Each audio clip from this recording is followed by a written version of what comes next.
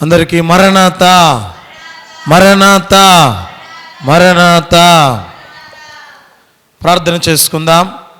పరిశుద్ధుడా, ప్రేమస్వరూపుడైన మా తండ్రి, మీ ఘనమైన, మీ శక్తి కలిగిన, మీ ఉన్నతమైన నామమునకై వందనములు, స్తుతులు, స్తోత్రములు ప్రభువా.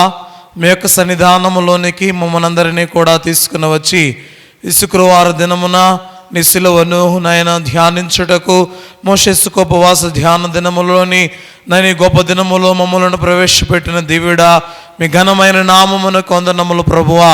మీరే మా అందరితోనూ మాట్లాడమని, మీ వాక్యము ద్వారా మమ్మను బలపరచమని మా మంచి బోధకుడై ఉన్న యేసు నామమును అడిగి వేడుకొనుచున్నాము తండ్రి, ఆమేన్. దేవుని యొక్క సన్నిధిలోనికి వచ్చిన మనందరినీ దేవదేవుడు దీవించి ఆశీర్వదించును గాక, ఆమేన్. ప్రియమైన దేవుని బిడ్డలారా, నేటి దినాన ప్రత్యక్ష గుడారములోని ఉపకరణములను మనం నేర్చుకుంటూ, ఆవరణములో ఉన్నటువంటి ఉపకరణములు ఒకటి బలిపీఠము మరియు గంగాళమును గురించి నేర్చుకున్నాం. పరిశుద్ధ స్థలములో ఉన్నటువంటి ఉపకరణములను గురించి నేర్చుకుంటూ గడిచిన దినాలలో దేనిని గురించి నేర్చుకున్నామండి అమ్మా? గడిచిన దినాలలో దేనిని గురించి నేర్చుకున్నాం? సముఖపు రొట్టెల బల్ల. సముఖపు రొట్టెల బల్ల. ఈ సముఖపు రొట్టెల బల్ల ఏ విధముగా ఉందో, ఇది దేనిని తెలియచేస్తూ ఉందో, యాజకులైనటువంటి వారు మాత్రమే ఈ యొక్క బల్ల మీద ఉన్నటువంటి రొట్టెలను భుజించేవారై ఉండాలి. యేసుక్రీస్తు ప్రభువారు ఆయనతో ఎవరైతే సహవాసము చేస్తూ ఉన్నారో, కలిగి ఉన్నారో, ఆయనతో సహవాసము చేయుటకు, అంతేకాకుండా ఎవడు నా శరీరమును తిని నా రక్తమును త్రాగునో వాడే నిత్య జీవమునకు వారసుడు అని ప్రభువారు తెలియచేసిన మాటలను మనం జ్ఞాపకం చేసుకుని వారమై ఉంటూ ఉన్నాం. ప్రియమైన దేవుని బిడ్డలారా, నేటి దినాన ఈ యొక్క పరిశుద్ధ స్థలములో ఉన్నటువంటి మరి యొక్క ఉపకరణము ఏంటి అంటే ధూప వేదిక. ఏంటండి? ధూప వేదిక. దీనిని గురించి పరిశుద్ధ గ్రంథములో నిర్గమాకాండ గ్రంథము 37వ అధ్యాయము 25వ వచనము నుండి ఈ మాటలు వ్రాయబడ్డాయి.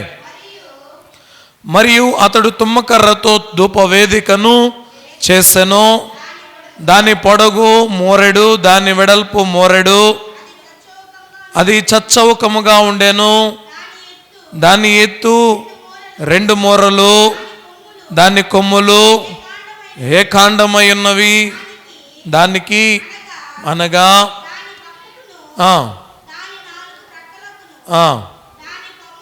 దాని కొమ్మలకును మేలిమి బంగారు రేకును పొదిగించి దానికి చుట్టూ బంగారు జవను చేసెను. చాలండి. ప్రియ దేవుని బిడ్డలారా, ప్రత్యక్ష గుడారములో ఉన్నటువంటి ధూపవేదిక. చెప్పండి, ఎక్కడ? ప్రత్యక్ష గుడారములో ఉన్నటువంటి ధూపవేదిక. ఈ ధూపవేదిక మనుషులు చేయు ప్రార్థనకు సాదృశ్యముగా ఉన్నది. చూడండి, ధూపము వేయుటకు అవసరమైనటువంటి అగ్ని. ధూపము వేయుటకు అవసరమైనటువంటి అగ్ని. ధూపం వేయాలి అంటే ఏముండాలండి? చెప్పండి. ధూపం వేయడానికి ఏముండాలి? అగ్ని ఉండాలి. ఈ అగ్ని ఎక్కడి నుండి తీసుకురావాలి అంటే బలిపీఠము దగ్గర కట్టెలతో మండుచు ఉన్నటువంటి అగ్ని ఉంది. ఈ యొక్క అగ్నిని తీసుకుని వచ్చి ఈ ధూప వేదిక మీద దీనిని ఉంచి, ఈ ధూప వేదిక మీద దీనిని ఉంచి, ఈ ధూప వేదిక మీద ఈ యొక్క పరిమళ ధూప ద్రవ్యములను ఉంచేవారై ఉండాలి. ఈ విధంగా ధూప వేదిక మీద వేసేటువంటి అగ్ని బలిపీఠము దగ్గర నుండి తీసుకుని వచ్చేవారై ఉంటూ ఉన్నారు. ఇందులో ఉపయోగించే పరిమళ ధూపము ఎంతో ప్రత్యేకమైనది. ఇది మరి ఏ ఇతర అవసరములకు కూడా ఈ ధూపమును వినియోగించకూడదు. మీకు అర్థమవుతుందా ఈ మాటలు? అమ్మా, మనం సాంబ్రాణిని వేస్తాం. అవండి, ఒక్కొక్క రకమైనటువంటి సాంబ్రాణి ఒక్కో విధంగా ఉంటుంది. అమ్మా, ఒక్కో రకమైనటువంటి మనం చూడండి, వేసేటువంటి సాంబ్రాణిలో కూడా కొన్ని రకాలనేటివి ఉన్నాయి. ఫస్ట్ క్వాలిటీ ఉన్నాయి, ఇంకా మంచివి సుగంధ ద్రవ్యములతో మంచి సువాసన కలిగినటువంటి ధూపం వేయడానికి కూడా ఉన్నాయి. అయితే ప్రియ దేవుని బిడ్డలారా, దేవదేవుడు తెలియచేస్తూ ఉన్నాడు, దేవుని యొక్క ప్రత్యక్ష గుడారములో అనగా నివాస స్థలములో వినియోగించేది ఏదైనా కూడా చాలా ప్రత్యేకముగా ఉండాలి, చాలా ప్రత్యేకముగా ఉండాలి. ఇక్కడ వాక్య భాగాలలో మనం గమనిస్తే ఇందులో ఉపయోగించే పరిమళ ధూపము ఎంతో ప్రత్యేకమైనది. పరిమళ ధూపము ఎంతో ప్రత్యేకమైనది. ఇది మరి ఏ ఇతర అవసరాలకు కూడా దీనిని వినియోగించకూడదు. అయ్యా, ఇది చాలా సువాసనగా ఉంది, మన ఇంటిలో దీనిని ఉంచుకుందాం. అమ్మా, ఇప్పుడు మీరు గమనిస్తూ ఉంటారు, ఏదైనా పర్ఫ్యూమ్ అనేది వేసుకుంటే ఇది ఏం పర్ఫ్యూము, ఇది చాలా బాగుంది అని మనం తెచ్చుకుని దానిని వినియోగించుకుంటాం. ఇంటిలో క్లీన్ చేసుకోవడానికి కొన్ని సువాసన కలిగినటువంటి వాటిని మనం వినియోగించుకుంటాం. అంటే పెనాయిల్స్ని వినియోగించుకుంటాం, ఇంకా లోషన్స్ని ఇంకా రకరకాలుగా. అంతేకాకుండా ఈ మధ్య కాలంలో శానిటైజర్ని మనం వినియోగించాం. వీటిల్లో కూడా రకరకాల శానిటైజర్స్ వచ్చాయి. ఏ విధంగా అంటే ఒకటేమో ఒకటి రోజ్ శానిటైజర్ అని, ఇంకొకటి మంచి సువాసన కలిగినటువంటి శానిటైజర్గా, ఇంకా రకరకాలుగా ఈ విధంగా ఒకటి కాదు రెండు కాదు కొన్ని ఫ్లేవర్స్ వచ్చాయి. అయితే ప్రియ దేవుని బిడ్డలారా, ఇక్కడ మనం గమనిస్తే ఒక మాటను జ్ఞాపకం పెట్టుకోండి, పరిశుద్ధ స్థలములో ఉపయోగించేది దేనినైనా సరే అది దేవుని యొక్క నివాస స్థలములోనే వినియోగించాలి. మరి ఎక్కడా కూడా వినియోగించడానికి వీలు లేదు.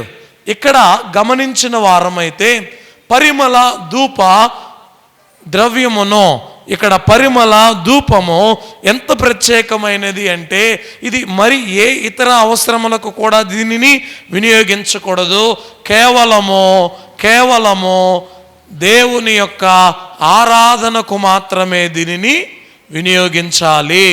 కేవలము ఆరాధనకు మాత్రమే దీనిని వినియోగించాలి. ప్రియ దేవుని బిడ్డలారా, మీరు గమనించారా? మీకు కూడా ఒక ప్రత్యేకమైనటువంటి వస్త్రం అనేది ఉందా కదండి? మీరు కూడా ఒక ప్రత్యేకమైన ఒక వస్త్రమును ధరించుకుంటారు. నేను కూడా ఒక ప్రత్యేకమైనటువంటి వస్త్రాన్ని ధరించుకుంటా. ఈ ప్రత్యేకమైనటువంటి వస్త్రం అంగీ నేను ధరించుకుంటాను. ఈ అంగీని ఎక్కడ పడితే అక్కడ ధరించుకుంటానా, లేదంటే ఎక్కడికైనా వెళ్ళేటప్పుడు ధరించుకుంటానా, లేదంటే ఎక్కడికైనా విలాసాలకు లేదంటే ఇంకా ఎక్కడికైనా టూర్లకు వెళ్ళేటప్పుడు ధరించుకుంటామా? కాదు. కేవలం ఇది పరిశుద్ధమైనది, ఇది ప్రత్యేకమైనది, కేవలం దేవునిని ఆరాధించుటకు మాత్రమే దీనిని వినియోగించాలి. మీరు కూడా తెల్లని వస్త్రమును ధరించుకుంటారు. ఈ తెల్లని వస్త్రమును ఎప్పుడు ధరించుకుంటారు? మీరు మీ పనులకు వెళ్ళేటప్పుడు వీటిని ధరించుకుంటారా, లేదంటే పనులు చేసుకునేటప్పుడు ఇంటి దగ్గర ఉన్నప్పుడు ధరించుకుంటారా, లేదంటే ఇంకా ఎక్కడికైనా ప్రయాణాలలో వెళుతూ ఉన్నప్పుడు వీటిని ధరించుకుంటారా అంటే ఎప్పుడు కూడా వీటిని ధరించుకోరు. ఎందుకు ధరించుకోరు? ఈ వస్త్రమునకు కూడా ఒక ప్రత్యేకత అనేది ఉంది. ఈ వస్త్రమునకు ఉన్నటువంటి ప్రత్యేకత ఏంటి అంటే ఇది దేవుని యొక్క సముఖములో దేవునిని ఆరాధించుటకు మాత్రమే నేను ఈ వస్త్రమును ధరించుకోవాలి. ఏమండి? ఎప్పుడు దేవునిని ఆరాధించుటకు మాత్రమే, దేవునిని స్తుతించుటకు మాత్రమే, దేవుని యొక్క సన్నిధానములో మాత్రమే నేను ఈ యొక్క వస్త్రమును ధరించుకోవాలి అనేటువంటి తలంపు కలిగి, ఆలోచనను కలిగి మనము వస్త్రమును ధరించుకునే వారమై ఉంటూ ఉన్నాం. అంటే ఇది ఒక ప్రత్యేకమైనది. అలాగుననే అతి పరిశుద్ధ స్థలములో ధూప వేదిక మీద వేసేటువంటి ఈ పరిమళ ధూపము కూడా, పరిమళ ధూప ద్రవ్యము కూడా ప్రత్యేకమైనది. ఇది మరి ఏ ఒక్క పనికి కూడా దీనిని వినియోగించుకొనకూడదు. ఇది కేవలము దేవుని ఆరాధనకు మాత్రమే వినియోగించాలి. చూడండి, దేవాతి దేవుడు తెలియచేస్తూ ఉన్నాడు, ధూప వేదిక తుమ్మకర్రతో చేయాలి. ధూప వేదిక చుట్టూ దేనిని పొదిగించాలట? బంగారమును పొదిగించాలి. ధూపవేదిక తుమ్మకర్రతో చేసి ధూపవేదిక చుట్టూ బంగారు జవ అనగా దీనికి కిరీటమునకు సూచనగా ఉన్నది. ఇది క్రీస్తు ప్రభువారి యొక్క రాజ్యరేఖమునకు సూచనగా ఉండడాన్ని మనం చూస్తూ ఉన్నాం. వాక్య భాగాలలో మనం చూస్తే గమనించండి, ఈ యొక్క సువాసన కలిగినటువంటి పరిమళము క్రీస్తు ప్రభువు మన కొరకు విజ్ఞాపనలను సూచనలకు సాదృశ్యంగా ఉన్నది. జ్ఞాపకం పెట్టుకోండి, ఈ పరిమళము దేనికి సూచన? ఈ పరిమళము దేనికి సూచన? ఈ ధూప వేదికను మనం క్రీస్తు ప్రభువారు అనుకుంటున్నాం. ఏమండి, ధూప వేదిక ఎవరు అనుకుంటున్నాం? చెప్పండి. ఈ మాటలను మీరు చాలా జాగ్రత్తగా వినాలి. ప్రతి దానిలో కూడా తుమ్మకర్ర అనేది ఉంది, బంగారం అనేది ఉంది. తుమ్మకర్ర క్రీస్తు ప్రభువారి యొక్క మానవత్వానికి సూచన, బంగారము క్రీస్తు ప్రభువారి యొక్క రాజ్యరేఖమునకు సూచన. కాబట్టి దేవుని యొక్క వాక్య భాగాలలో మనం గమనిస్తే ఈ ధూపము దేనికి సూచనగా ఉంది అనేది మనం గమనించాం. ధూప వేదిక మనుషులు చేసేటువంటి ప్రార్థనకు సాదృశ్యముగా ఉన్నాయి. మనందరము కూడా ప్రార్థిస్తూ ఉన్నాం. మనం చేసేటువంటి ఈ ప్రార్థన ఏం చేయాలి? ఎక్కడికి వెళ్ళాలని చేసుకుంటున్నామండి? మన ప్రార్థన దేవుడు ఆలకించాలని, దేవుడు వినాలని, మన ప్రార్థనకు జవాబు రావాలి అని దేవుని యొక్క సన్నిధానములో విజ్ఞాపన చేసుకుంటూ ఉన్నాం. అయితే ఈ ప్రార్థన పరమునకు వెళ్ళాలి అంటే, ఈ ప్రార్థన పరలోకం వరకు చేరాలి అంటే ఎలాగా చేరుతుంది? ఆనాటి కాలంలో వారైతే ధూపము వేసేవారు. ఎందుకు? ఈ ధూపము వేస్తూ వీరు వారి యొక్క విజ్ఞాపన ఏంటో తెలియచేసేవారు. నేటి దినాన మనకు ధూప వేదిక లేదు, పరిమళ ధూప ద్రవ్యము కూడా మనకు లేదు. ఉందా? అయితే వారు ప్రార్థన చేయడానికి ఈ ధూప వేదికను వినియోగించారు. మనం ప్రార్థన చేయడానికి దేవుని యొక్క సముఖములోనికి వచ్చాం. అయితే ప్రియ దేవుని బిడ్డలారా, ఈ యొక్క ధూపము చూడండి, మనము ఇక్కడ ఒక ధూపాన్ని వేసామంటే ఇక్కడ ఉన్నటువంటి వారందరికీ కూడా సువాసన అనేది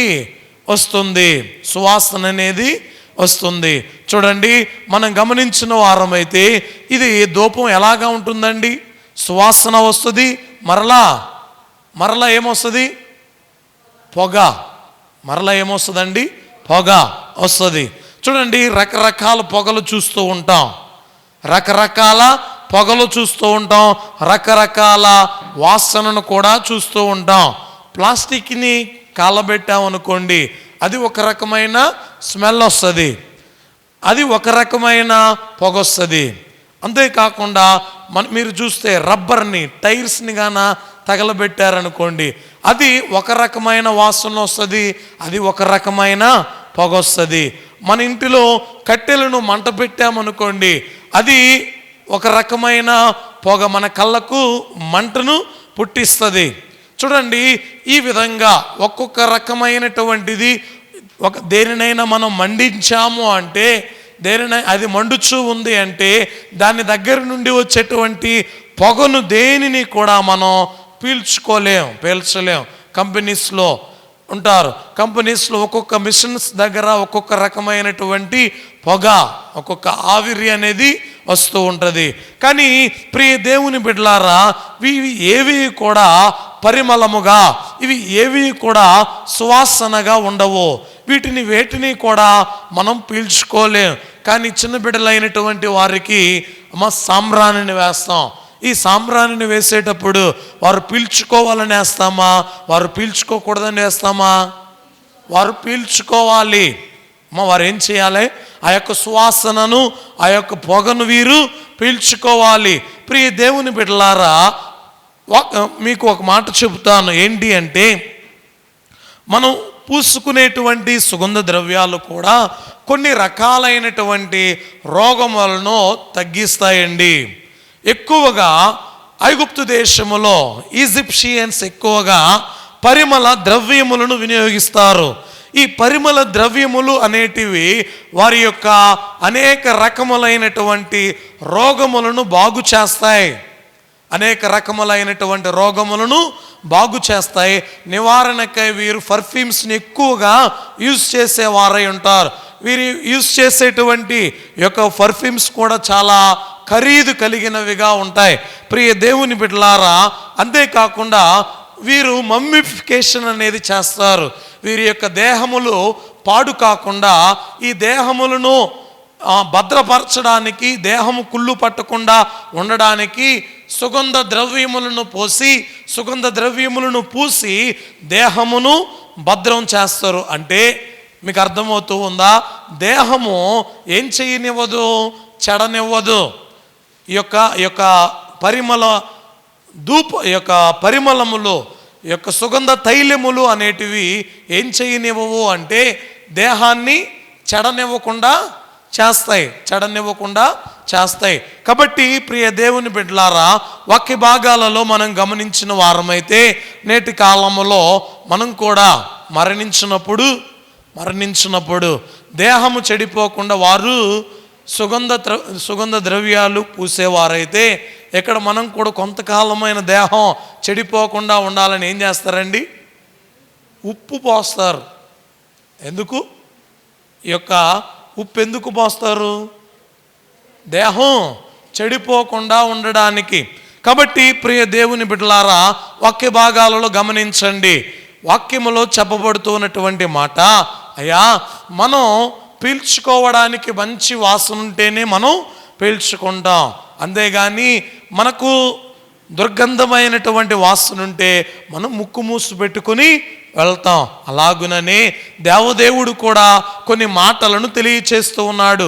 ఆయన తెలియచేస్తూ ఉన్నటువంటి మాటలు, అయ్యా ఈ ధూపవేదిక దగ్గర విజ్ఞాపన ప్రార్థనలకు సాదృశ్యంగా ఉంది. ఇక్కడ మీరు చేసేటువంటి ప్రార్థనలు నేను వింటూ ఉన్నాను, ఆలకిస్తూ ఉన్నాను అని దేవదేవుడు తెలియచేస్తూ ఉన్నాడు. అయితే ప్రియ దేవుని బిడ్డలారా, మీ అందరికీ తెలియచేస్తూ ఉన్నటువంటి మాట, ఈ ధూపవేదిక విజ్ఞాపన ప్రార్థనకు సూచనగా ఉంది. ధూపవేదిక దేనికి సూచన అండి? విజ్ఞాపన ప్రార్థనకు సూచనగా ఉంది. చూడండి, రోమాపత్రిక 8వ అధ్యాయము 34వ వచనం. రోమాపత్రిక 8వ అధ్యాయము 34వ వచనం. శిక్ష విధించువాడెవడు? చనిపోయిన క్రీస్తు యేసే.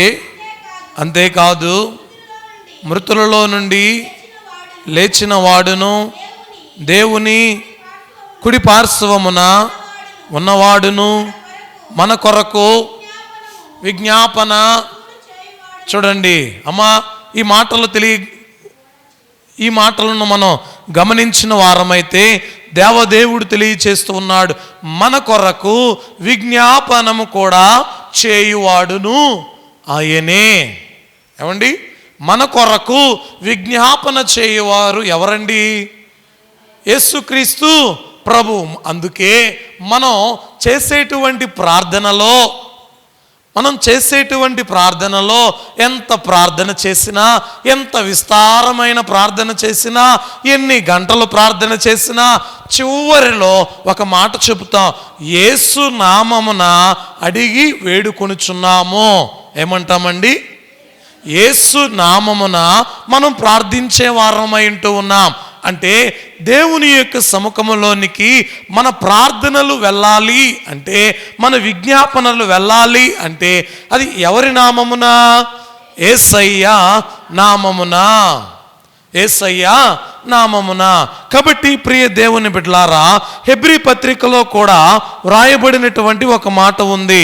హెబ్రీ పత్రిక 7వ అధ్యాయము 25వ వచనం. ఈయన తన ద్వారా దేవుని యొద్దకు వచ్చువారి పక్షమున, ఈయన చూడండి, వినండి ఈ మాట, ఈయన తన ద్వారా దేవుని యొద్దకు వచ్చు వారి పక్షమున విజ్ఞాపనము చేయుటకు నిరంతరము జీవించుచున్నాడు. ఏమండి, యేసుక్రీస్తు ప్రభువారు మనందరము కూడా ఎక్కడికి చేరాలని? తండ్రి చెంతకు చేరాలి అని మనందరి నిమిత్తమై యేసుక్రీస్తు ప్రభువారు ఏం చేస్తూ ఉన్నారు అంటే విజ్ఞాపన చేస్తూ ఉన్నాడు. ఏం చేస్తూ ఉన్నాడండి? విజ్ఞాపన చేస్తూ ఉన్నాడు.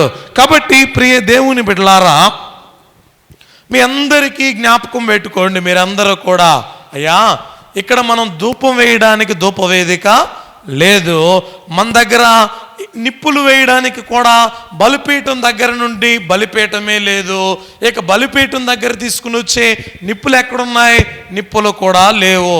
అంతేకాకుండా ఇక్కడ మనం ధూపము వేయడానికి వినియోగించేటువంటి ఈ యొక్క సుగంధ ద్రవ్యములు కూడా మన దగ్గర లేవు. సుగంధ ద్రవ్యములు కూడా మన దగ్గర లేవు. అయితే దేవుని యొక్క సన్నిధానములో వీరు ధూపము వేయడానికి వీరికి ఇన్ని కావాలి. అయితే ఇక్కడ మనం ధూపము అనగా మన ప్రార్థనే ఒక ధూపము. ఏంటండి? మన ప్రార్థనే ఒక ధూపము. అయితే ఈ ప్రార్థన ఆయన దగ్గరకు వెళ్ళాలి అంటే, ఈ ప్రార్థన దేవుని దగ్గరకు చేరాలి అంటే, మనం చేసేటువంటి విజ్ఞాపన దేవుని యొక్క సముఖమునకు వెళ్ళాలి అంటే ఏం చేయాలి? పరిమళ సువాసనగా ఉండాలి. ఎలా ఉండాలండి? పరిమళ సువాసనగా ఉండాలి. దేవుడు చాలా క్లియర్గా చెబుతూ ఉన్నాడు, అయ్యా మీ విజ్ఞాపనలు దేవుని దగ్గరకు చేర్చేది ఎవరో తెలుసా? నేనే. మీ అందరి కొరకు విజ్ఞాపన చేసేది నేనే. అమ్మా, యేసయ్య చెబుతూ ఉన్న మాట ఇదే. మీరు ప్రార్థించుకుంటూ ఉన్నారు, విజ్ఞాపన చేస్తూ ఉన్నారు, మీ అవసరాలేదో అడుగుతూ ఉన్నారు, మీ కోరికలేదో అడుగుతూ ఉన్నారు. వీటన్నిటినీ కూడా తండ్రి యొద్దకు చేర్చేది ఎవరో తెలుసా? నేనే. అయితే తండ్రి యొద్దకు చేర్చాలి అంటే మీరు ఎలా ఉండాలి? పరిమళ సువాసనగా. ఎలా ఉండాలటండి? పరిమళ సువాసనగా ఉండాలి. వాక్య భాగాలలో చెప్పబడుతూ ఉన్నటువంటి ఈ మాటలను చాలా జాగ్రత్తగా ఆలకించాలి. అయ్యా యేసుక్రీస్తు ప్రభువారు తెలియచేస్తూ ఉన్నారు, ఏంటో తెలుసా? మీరందరూ కూడా పరిమళ సువాసన కలిగిన వారుగా ఉండాలి. ఎందుకంటే సువాసన మీరు దాచిపెట్టినా మీ దగ్గర దాగదు. అమ్మా, మీరు దాచిపెట్టిన మీ దగ్గర దాగుతుందా? దాగదు. ఏం చేస్తుంది? ఇతరులకు సువాసన అనేది వస్తుంది. అలాగే క్రీస్తుని కలిగిన మీరు, క్రీస్తు ప్రభువారిని అంగీకరించిన మీరు, క్రీస్తు ప్రభువారి యొక్క మాటలను విని ఉన్న మీరు, క్రీస్తు ప్రభువారి యొక్క మార్గములోనికి వచ్చినటువంటి మీరు దేవుని యొక్క సన్నిధానములో ఏ విధంగా ఉన్నారో తెలియచేసేది ఏంటో తెలుసా? మీ జీవితమే. కాబట్టి వాక్య భాగాలలో తెలియచేయబడుతున్న మాటలు తిమోతి గారు రాసినటువంటి మొదటి పత్రిక 2వ అధ్యాయము 5వ వాక్యము కూడా ఒకసారి చూద్దాం. దేవుడు ఒక్కడే, దేవునికిని నరులకును మధ్యవర్తి ఒక్కడే. అమ్మా, దేవుడు ఒక్కడే, దేవునికిని మానవునికిని మధ్యవర్తి ఒక్కడే. కాబట్టి ప్రియ దేవుని బిడ్డలారా ఆలకించండి. అయ్యా మన యొక్క ధూపము దేవుని యొక్క సన్నిధానమునకు వెళ్ళాలి అంటే మనం పరిమళించే వారముగా ఉండాలి. అర్థం చేసుకోండి ఈ మాటలు. హెబ్రీ పత్రికలో 9వ అధ్యాయము 24వ వచనం. హెబ్రీ పత్రిక నిజమైన పరిశుద్ధ స్థలములో ఆ, ఆ, ఆ, ప్రవేశింపలేదు కానీ ఇప్పుడు మన కొరకు దేవుని సముఖమందు కనబడుటకు పరలోకమందే ప్రవేశించెను. చూడండి ప్రియ దేవుని బిడ్డలారా, వాక్యములో తెలియచేయబడుతున్నటువంటి మాట, క్రీస్తు ఇప్పుడు మన కొరకు దేవుని సముఖమునందు కనబడుటకు పరలోకమందు ప్రవేశించెను. మీకు ఒక మాట తెలియచేస్తాను. ఒక అధికారిని మనం కలవడానికి వెళ్తూ ఉన్నాం. ఒక అధికారిని మనం కలవడానికి వెళ్తూ ఉన్నాం. ఈ అధికారిని వెళ్ళి కలవడానికి అక్కడ ఎవరో ఒకరు మనకు తెలిసి ఉండాలి. రాజుగారి దగ్గరకు వెళ్ళాలనుకోండి, నేరుగా రాజుగారి దగ్గరికి మనం వెళ్ళి మన విజ్ఞాపన చెప్పుకునేటువంటి విధానం అనేది ఉంటుందా అంటే ఉండదు. ఇందులో మధ్యవర్తి అనే ఒక వ్యక్తి ఉంటాడు. ఈ మధ్యవర్తి ఏం చేస్తాడు అంటే మన యొక్క విజ్ఞాపన, మన యొక్క అవసరం, మనకు కావలసింది ఏంటో దానిని తీసుకుని వెళ్ళి రాజుగారికి తెలియచేస్తాడు. అలాగుననే మనందరికీ కూడా మనందరి కొరకు విజ్ఞాపన చేసేటువంటి మధ్యవర్తి ఎవరంటే యేసుక్రీస్తు ప్రభువు. చెప్పండి, ఎవరండి? మనందరి నిమిత్తమై దేవుని సముఖమునందు చేరి విజ్ఞాపన చేసేది ఎవరయ్యా అంటే యేసుక్రీస్తు ప్రభువారు. కాబట్టి ప్రియ దేవుని బిడ్డలారా, ఈ వాక్య భాగాలలో తెలియచేయబడుతున్నటువంటి ఈ మాట కొంచెం జాగ్రత్తగా మనం ఆలకిస్తే దేవుడు తెలియచేస్తూ ఉన్నాడు, అయ్యా ధూపవేదిక అంటే ఎవరో కాదు, మీరు చేసేటువంటి ప్రార్థనలే ధూప వేదిక. ఇప్పుడు మీరు విజ్ఞాపన చేస్తూ ఉన్నారు. ఎందుకు విజ్ఞాపన చేస్తూ ఉన్నారు అంటే ఈ ధూపము దేవుని దగ్గరకు వెళ్ళాలి అనే కదా ఈ ధూపం వేస్తూ ఉన్నారు. ఎక్కడికి వెళ్ళాలండి? దేవుని దగ్గరికి వెళ్ళాలి అనే కదా ధూపం వేస్తూ ఉన్నారు. ఇక్కడ కూడా ఇక్కడికి వచ్చి మోకరించి ఎందుకు ప్రార్థన చేస్తూ ఉన్నారు? దేవుని దగ్గరకు వెళ్ళాలనే కదా ప్రార్థన చేస్తూ ఉన్నారు. అయితే మీ ప్రార్థన ఎలా ఉండాలి? కల్మషము కలిగిన ప్రార్థన అయి ఉండాలా? లేదా ఎవరో చూస్తూ ఉన్నారు అని ప్రార్థన అయి ఉండాలా? వేషధారణ కలిగిన ప్రార్థన అయి ఉండాలా? మనుషులను సంతోషపెట్టే ప్రార్థన అయి ఉండాలా? ఏమండి, ఇక్కడ ధూపాల్లో రకరకాల ధూపాలు ఉన్నాయి. అలాగుననే ప్రార్థనలు కూడా రకరకాల ప్రార్థనలు ఉన్నాయి. ఒకరేమో మనుషులను సంతోషపెట్టుటకు ప్రార్థన చేస్తారు, ఒకరేమో మనుషులు చూస్తున్నారని ప్రార్థన చేస్తారు, ఒకరు మనుషులు వారు బాగుగా ఉన్నారు, నేను బాగోలేను, వారు ఇలా ఎందుకు అయిపోయారు అని ఒకరి నాశనం కోరుకొని ప్రార్థన చేసేవారు కూడా ఉన్నారు. అంటే చేసేటువంటి ప్రార్థనలో రకరకాల ప్రార్థనలు ఉన్నాయి. కానీ దేవుడు ఈ ప్రార్థనలన్నీ కూడా ఆలకిస్తూ ఉన్నాడా అంటే ఆలకించట్లేదు. ఇక్కడ వేసేటువంటి సుగంధ ధూప ద్రవ్యము ఎంత ప్రత్యేకముగా ఉండాలో మనం చేసేటువంటి ప్రార్థన కూడా అంత ప్రత్యేకముగా, అంత సువాసన కలిగినదిగా ఉండాలి. అర్థమైందండి? మనం చేసేటువంటి ప్రార్థన ప్రత్యేకమైన ప్రార్థనగా ఉండాలి, సువాసన కలిగినటువంటి ప్రార్థనగా ఉండాలి. అంతేకాకుండా మనం చేసేటువంటి ప్రార్థన వలన ఇతరులైనటువంటి వారు మనలను చూస్తూ ఈ సువాసనను పీల్చుకునేవారుగా ఉండాలి. అంతే కదండి? సువాసన అనేది నీ దగ్గరే ఆగిపోదు, సువాసన అనేది నీ దగ్గరే ఉండిపోదు. ఇది నాది అనుకుంటే నీవు ఎంత దాచిపెట్టుకోవాలన్నా కూడా నీవు దానిని దాచిపెట్టుకోలేవు. అయితే ప్రియ దేవుని బిడ్డలారా, ప్రార్థన దేవునితో మాట్లాడడం. నీవు దేవునితో ఎలా మాట్లాడతావో నిన్ను చూసి నీ ప్రక్కవారు కూడా దేవునితో మాట్లాడడానికి ఇష్టపడతారు. కాబట్టి ఈ వాక్య భాగాలలో చెప్పబడుతూ ఉన్నటువంటి మాట మన కొరకు విజ్ఞాపన చేయుటకు, మన కొరకు దేవుని యొక్క సముఖములో చేరి ప్రార్థించుటకు, మనం చేసేటువంటి విజ్ఞాపనలన్నిటినీ కూడా ప్రభు ప్రభువు యొక్క సన్నిధానములో తెలియచేయుటకు మనందరి నిమిత్తమై యేసుక్రీస్తు ప్రభువారే ధూప వేదికగా పరిమళ ధూప ద్రవ్యముగా మారిన వారై ఉంటూ ఉన్నారు. హల్లెలూయా.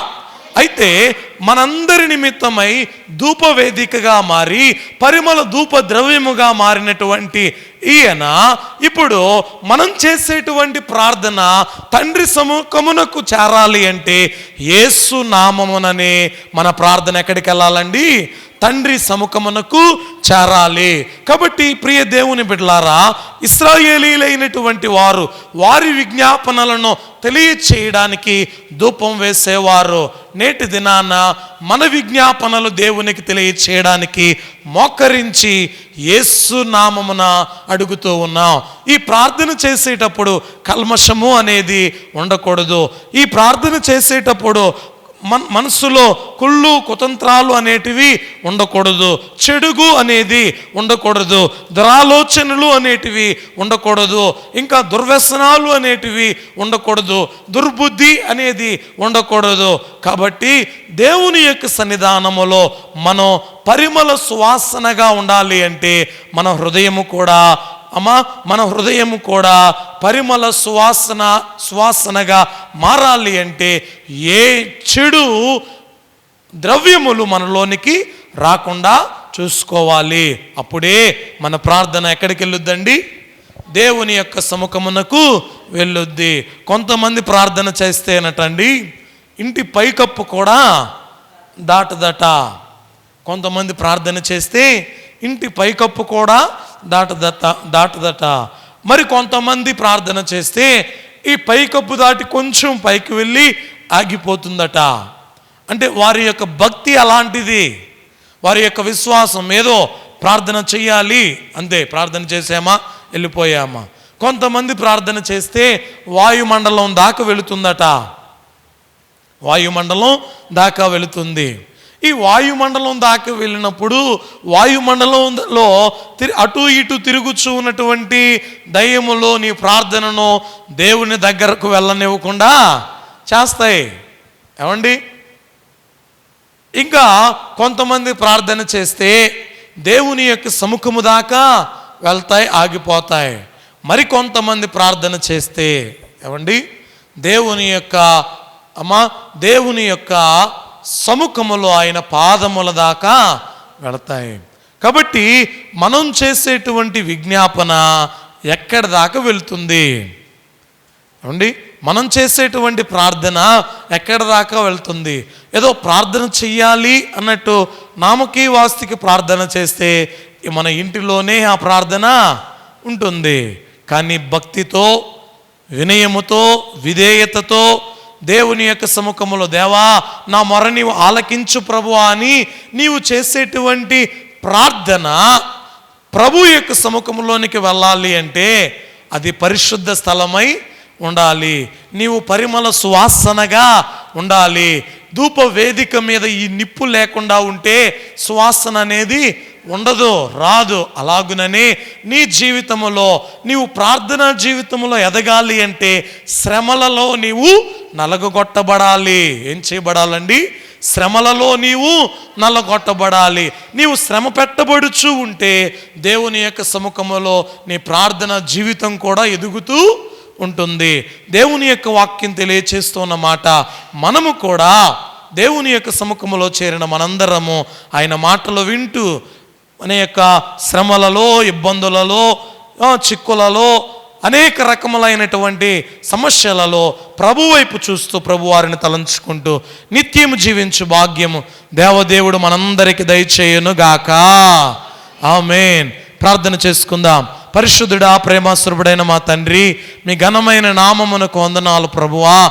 మీ వాక్యము ద్వారా మీరు మాతో మాట్లాడారయ్యా, వాక్యములో ఉన్న సంగతులను వివరించారయ్యా. అందును బట్టి నీకు వందనాలు. కూడి అన్న మా అందరితో మీరు మాట్లాడినందుకు వందనాలు. మమ్మల్ని అందరినీ మీరే దీవించి ఆశీర్వదించి మహిమనందమని మా ప్రార్థనలన్నీ ప్రభువా నీ నామమున పరిమళ సువాసనగా ఉండలాగున చేయమని యేసు నామమున అడిగి వేడుకుంటున్నాము తండ్రి. ఆమేన్. అందరికి మరణాతా మరణాతా మరణాతా.